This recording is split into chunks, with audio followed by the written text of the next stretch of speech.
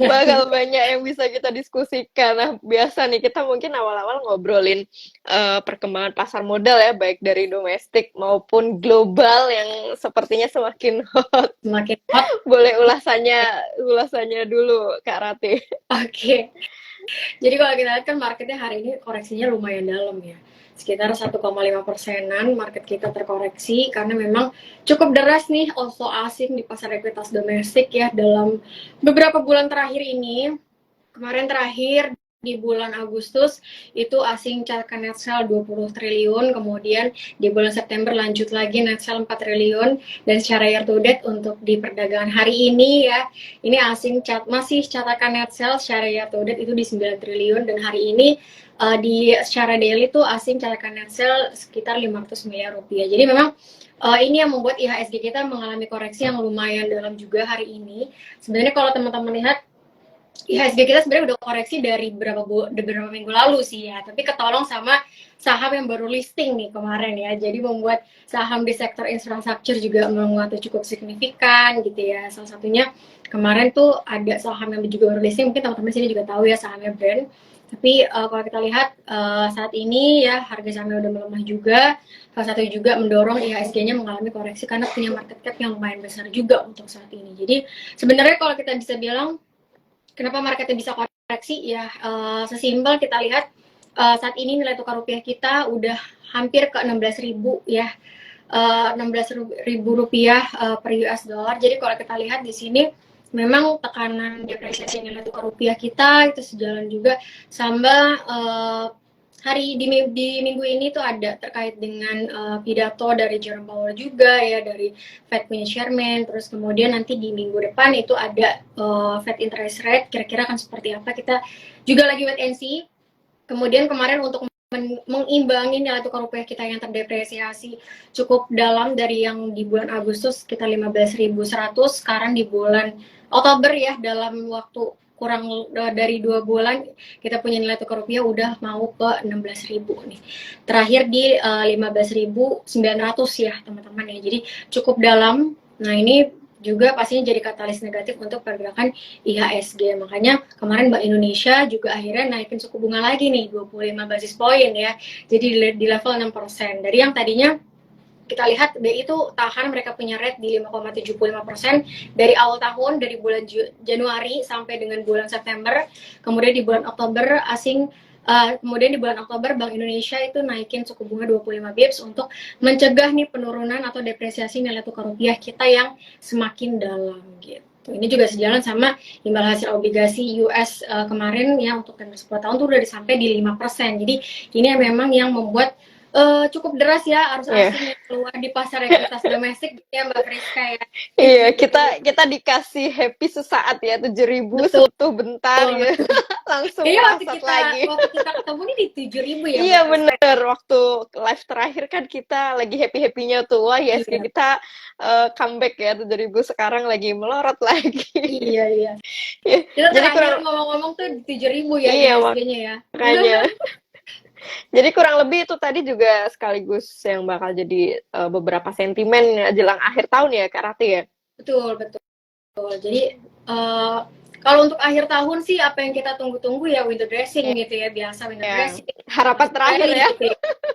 Di Desember, karena kan tahun lalu kita nggak ngerasain tuh ya Mbak Friska ya window Bener, dressing gitu kan. bener. Semoga di tahun ini sih lama kita nanti punya nilai tukar rupiah itu udah mulai mereda lagi lah ya teman-teman ya, nggak ya kalau kita bilang untuk saat ini ya Ya, lumayan juga worry gitu ya di ya. hampir ke 16.000. Nah semoga nanti bisa di lakukan intervensi juga oleh Bank Indonesia melalui SBN, kemudian di NDF juga ya, melalui ya kebijakan moneter yang memang untuk menstabilisasikan nilai tukar rupiah kita lah ya, untuk menyelamatkan nih apa namanya arus asing yang lumayan besar keluar di pasar ekuitas domestik. Nah nanti mungkin di akhir tahun ya dengan beberapa katalis yang menjelang pemilu juga ya, kemudian kalau kita lihat ini biasanya di akhir-akhir tahun tuh harga komoditi gitu ya biasanya itu mengalami penguatan khususnya untuk di sektor energi.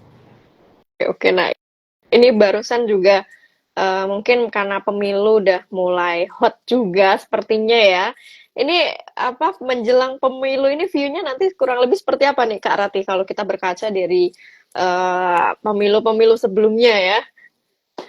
Oke, jadi sebenarnya minggu lalu sama minggu ini tuh sentimen tuh lagi pemilu ya, Mbak Priska ya, karena kan di minggu lalu sama minggu ini kan ada bursa capres dan juga cawapres nih lagi milih-milih kira-kira siapa sih nanti pasangan udah keluar semua ya Mbak Priska ya.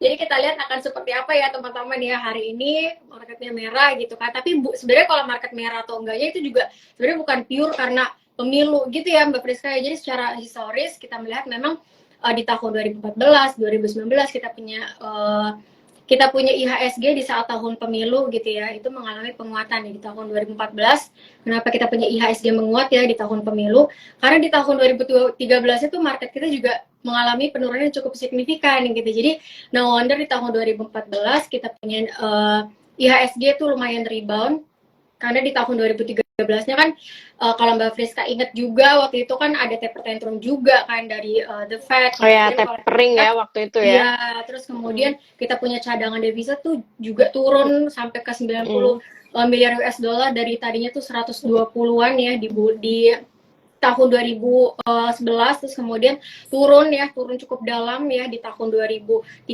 ya sekitar 90 US dollar miliar US dollar untuk kita punya cadangan devisa karena nilai tukar rupiah kita juga turun ya cukup dalam, harga BBM juga naik tuh di tahun 2013 gitu kan ya, inflasi juga di level 8% gitu kan ya. Jadi memang di tahun 2013 tuh kita punya market itu turun jalan sama tadi secara globalnya juga nggak mendukung, ada taper tantrum juga, ada tapering off juga dari The Fed gitu kan. Sehingga di tahun 2014 after kita udah keluar nih dari istilahnya tuh dari kesuraman gitu ya terkait dengan katalis-katalis yang terjadi secara global di tahun 2014 ya kita punya market rebound sampai sekitar 20% gitu ya untuk returnnya. Jadi memang tahun 2014 kebetulan juga kita lagi pemilu nih Mbak Friska. Jadi memang pas kebetulan lagi pemilu ya marketnya after rebound, makanya tahun 2014 itu marketnya hijau. Nah, kemudian di tahun 2019 itu juga market kita hijau. Nah, biasanya secara historis kalau misalnya presiden yang memang dipilih itu sama ya dalam kan kemarin tuh kita 2 periode Pak Jokowi gitu ya. Itu kan berarti presidennya sama tuh 2 periode. Nah, ini biasanya marketnya tuh nggak terlalu volatile ya. Beda kalau misalnya nanti kita ganti presiden ya teman-teman nih, biasanya itu kalau kita lihat secara historis memang ada pengaruhnya lah karena market tuh juga wait and see kira-kira visi misinya itu seperti apa sih, policy yang diberikan itu akan seperti apa sih untuk dunia usaha gitu kan. Jadi memang ini sebenarnya jadi wanti-wanti juga market ya untuk pemilu tahun 2024 nanti. Kita lihat after ganti presiden memang secara historis ini marketnya akan lebih volatile bisa dibandingkan dengan presiden yang menjabat 2 kali ya. Gitu, di tahun Benar-benar. 2019 itu market kita hijau gitu. Iya, tapi Dan tadi ya mostly sih ya kalau bukan dari 100% historis sih bener. Ya, kalau dari histori sebenarnya dari pengalaman juga kita lumayan bisa mendulang cuan ya pas jelang pemilu. Ya, tinggal kita entry-nya aja nih. betul betul. Nah, Jadi nggak kalau semuanya tuh karena pemilu ya teman-teman pergerakan bener, IHSG. Misalnya IHSG nanti di tahun 2024 merah, wah ini pure karena pemilu. Enggak juga, karena pasti iya. kita akan juga pertimbangkan kondisi seperti apa sih kondisi ekonominya gitu. Jadi nggak pure karena pemilu marketnya jadi merah atau hijau gitu. Iya. Tapi memang lumayan ya karena ini jelang sebenarnya mungkin 2024 ini kayak mirip-miripnya lebih ke yang dulu 2014 sih ya, karena sebelumnya nggak cuma isu politik aja, maksudnya bercampur dengan isu Betul, global, betul, betul. sentimen-sentimen lainnya. Jadi kayak dejavu gitu kita ya. Betul nih. Berarti kalau lagi ada koreksi ya, kita punya fundamental juga masih oke. Nah, ini waktunya untuk DCA gitu ya, teman-teman ya. Ya, betul. Gitu. Manfaatin bener lah ini momen kalau ada penurunan saham-saham bagus ya Ya, fundamental. benar. Lagi valuasinya lagi Nah, murah gitu ya, Mbak Friska. bener-bener nih banyak banget yang turun nih pokoknya nih. Kalau kita ngobrolin sektor yang menarik jelang pemilu nih, apa aja nih kira-kira spill-nya? Kalau misalnya kita bilang sektor yang menarik jelang pemilu, itu memang biasanya ya consumer ya, itu bisa dikatakan consumer karena kalau teman-teman lihat tuh dana pemilu udah untuk tahun 2024 itu kan dianggarkan sekitar 70 triliun ya. Dan itu pastinya akan dorong konsumsi juga gitu ya, teman-teman ya. Jadi kalau teman-teman lihat sebenarnya untuk sektor consumer ini memang beberapa bulan terakhir ini mengalami penurunan ya. Ya, kalau kita lihat ini memang sejalan sama biasanya kan kalau misalnya emiten-emiten di sektor consumer itu kan mereka bahan bakunya tuh masih kayak impor gitu ya Mbak Friska, sehingga pasti depresiasi nilai tukar rupiah ini jadi salah satu katalis negatif. Tapi katalis positifnya dibandingkan dengan tahun lalu, ini harga soft commodity seperti CPO, gandum, kemudian juga corn, ya, jagung dan sebagainya itu udah mulai mengalami penurunan. Jadi beda lah sama di tahun lalu yang di tengah harga komoditi pangannya tuh naik ya, di tengah juga kita punya depresiasi nilai tukar rupiah waktu di akhir tahun 2022 itu kan sampai ke 15.700 juga ya teman-teman. Tapi skemanya beda kalau yang sekarang tuh di untuk yang positifnya adalah beberapa tadi soft commodity yang mengalami pelemahan gitu. Jadi kalau bisa dibilang harganya sekarang lagi turun, saya rasa masih menarik untuk teman-teman lihat gitu ya untuk sektor consumer. Dan untuk yang menarik lagi, kalau bisa dikatakan media ya, cuman media nggak terlalu signifikan sih secara historis ya. Kalau kita lihat secara historis, itu mungkin lebih ke consumer yang mengalami peningkatan cukup signifikan menjelang pemilu gitu. Oke, jadi itu mungkin beberapa sektor yang mungkin bisa lebih dipertimbangkan ya dibandingin sektor-sektor yang lainnya. Kalau kita ngobrolin IHSG nih, yang ibaratnya kayak habis naik prosotan ya, terus prosot lagi, udah sampai atas prosot lagi. Ini target IHSG sampai akhir tahun minimal sampai kuartal 4 ini kira-kira berapa nih kalau dari teman-teman analis ajaib? Kalau kita memproyeksikan untuk IHSG sendiri itu sampai di akhir tahun ya bisa lah di 7.100 ya untuk target terdekat untuk IHSG.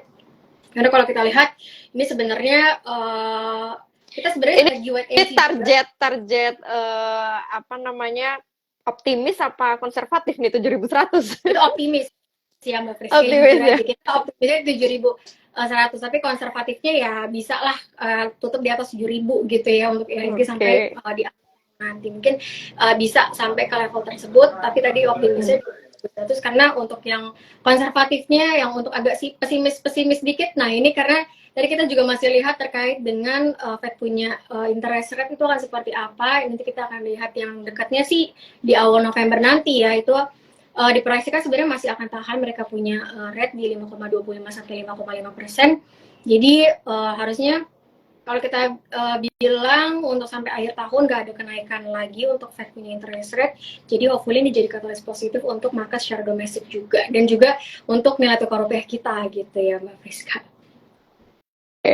Nah, di tengah-tengah penurunan market ya, yang saat ini emang lagi anget banget ya, tadi closing lumayan juga. Tipsnya atau mungkin strategi apa yang sebaiknya nih teman-teman investor bisa dilakukan nih, apalagi melihat portonya kan pasti mostly pada floating loss ya, dan jangan panik dulu gitu ya. Mungkin selebihnya gimana Mbak tipsnya?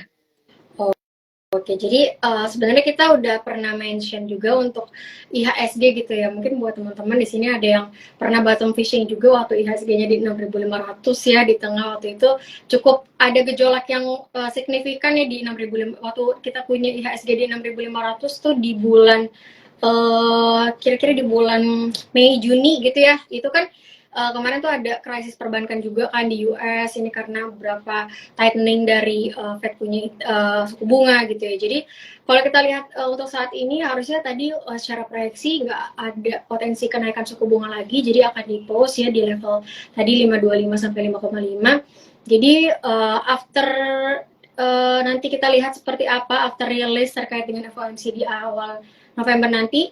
Kalau menurut saya mungkin buat teman-teman yang melihat ya untuk beberapa saham yang mungkin bisa di buy on weakness gitu ya di saat IHSG terkoreksi, itu masih menarik karena tadi secara potensi harusnya udah nggak ada kenaikan interest rate lagi gitu ya, walaupun memang kita lihat di Timur Tengah gitu kan sedang ada gejolak ya geopolitik yang mungkin bisa jadi kenaikan inflasi lagi gitu karena kan harga bahan bakar gitu kan lebih banyak kan suplainya dari sana, dari Timur Tengah gitu kan, jadi mungkin ini juga jadi pemicu untuk inflasi. Tapi untuk saat ini kita melihat memang untuk buat teman-teman yang mau akumulasi mungkin bisa akumulasi di saham-saham yang memang punya mungkin prospek 5-10 tahun ke depan yang masih oke, khususnya mungkin saat ini tuh yang sedang hangat-hangat mau rilis, mereka juga BCA gitu ya teman-teman ya, kemarin kan udah rilis tuh BBCA punya earnings itu masih tumbuh, mereka punya growth gitu ya untuk loan-nya sendiri itu di 12,3%, mereka punya loan growth secara year on year-nya di per September tahun 2023. Jadi sebenarnya kalau teman-teman lihat ini kinerja perbankan ya itu masih mengalami peningkatan, dan kalau kita lihat dari perbankan ya mungkin kita bisa lihat lagi nih ternyata perbankan yang meningkat ini juga sebenarnya jadi cerminan manufaktur gitu ya di Indonesia itu masih berjalan seiring sama permintaan domestik yang juga tinggi. Jadi sebenarnya dari kita lihat sisi kredit aja kita udah bisa lihat beberapa sektor lainnya yang juga menguat gitu ya teman-teman ya. Yang udah rilis kan tadi saya udah mention perbankan gitu ya.